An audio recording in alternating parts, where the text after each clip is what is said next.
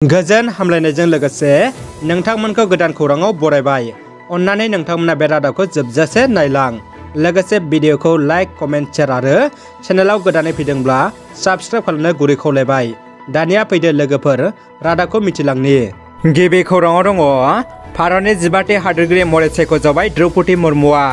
मख'नो गोनांदि भारतनि गिबिसिन एसटि हादोरगिरि आरो नैथि आइजो हादोरगिरि द्रौपदी मुर्मुनि हादोरगिरि सायख'जानायाव भारतनि गाहाय मन्त्रि मानगोनां नरेन्द्र मदिया गाहाम हामलायथि बावदों।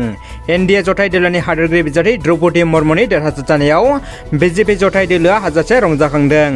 क'क्राझार जिल्ला कंग्रेस हान्जानि बानजायनायाव बिजेपि सरकारनि बेरेखायै क'क्राझार नोगोराव गोख्रों खुद्रिसारनाय दिन्थिफुङो।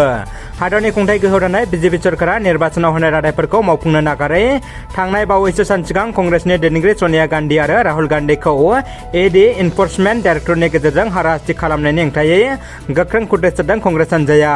क'क्राझार जिल्ला कंग्रेस हान्जानि बानजायनायाव क'क्राझार नोगोराव गोख्रों खुद्रिसारनाय दिन्थिफुंदों। बेराम आजार आरो देहानि जेंनाजों भुगिनाय रायजो राजाफोरनि थाखाय गोजोन खौरां।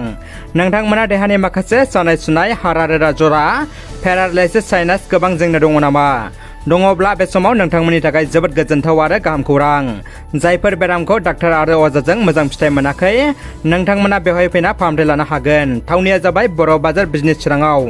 थेरापि खालामग्राया दि आर्ट अफ लिभिं बेंगालरनिफ्राय मोजां आयुर्वेदिक मासाज थेरापि कर्स लाना फैनाय। नोंथांमोना सिगां आंनावनो खौरां लानो हागोन। जुदि गोनांथिथारब्ला आंनि 7086858977 मबाइल नाम्बाराव खौरां ला। गोबां सुबुंफ्रा बेवहाय फैना मोजां फिथाइ मोनगासिनो दङ। मोनसे जोबोद गोरबो बिखा खामथाव दुखुनि खौरां। 4 बाइक राइडारफोरनि जिउ खहा। 4नि मादाव 2आ बर'। अरुणाचल प्रदेशआव गोमानाय 4 बाइक राइडार्सफोरनि गोथै देहाखौ बोखांनो मोनबाय। नगावनिफ्राय अरुणाचलसिम दावबायलांनाय 4 लाइमोनफोरनि जिउ गैयै देहाखौ बोखांनो मोनबाय। 4 बाइक राइडार्सफोरनि जिउ गैयै देहाखौ अरुणाचलाव बोखांनो मोनबाय।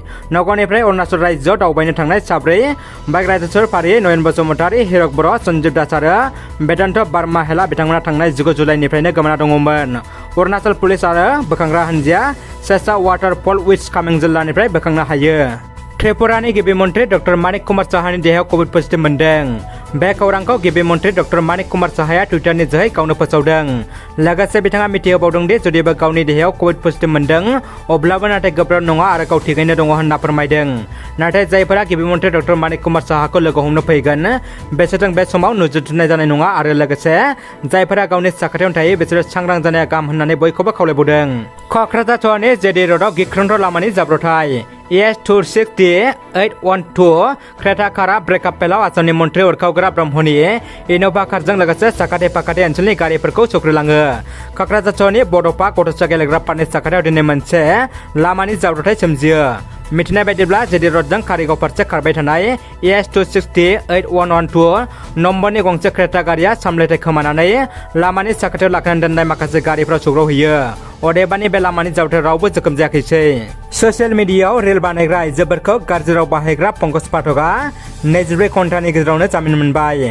रेल बानायग्रा आइजोफोरनि बेरेखा राव बाहायना पुलिसजों खाजानाय पंकज पाठकआ बे समाव जामिन मोनबाय। दानिया फैदो जोबथा खौराङाव।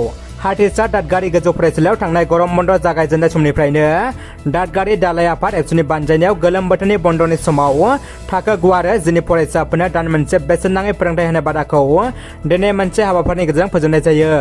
दुलाराय बर' फरायसा आफादनि आदब आरो गुन गोनां सोलोंथाइ मावथांखिनि सिङाव मावफुंजानाय बे हाबाफारिया दालाइ आफाद एबसुनि नाजानायजों लोगोसे थिसनजानाय फोरोंगिरिफोरनि हेफाजाब आरो फरायसाफोरनि बाहागो लानायजों मोजाङैनो जोबनानै थाङो। रादाबा एसेनोसै लोगोफोर। रादाबखौ जोबजासिम नायनायनि थाखाय गासिनिसिमबो साबायखर आरो गोजोन हामलायनाय थाबाय।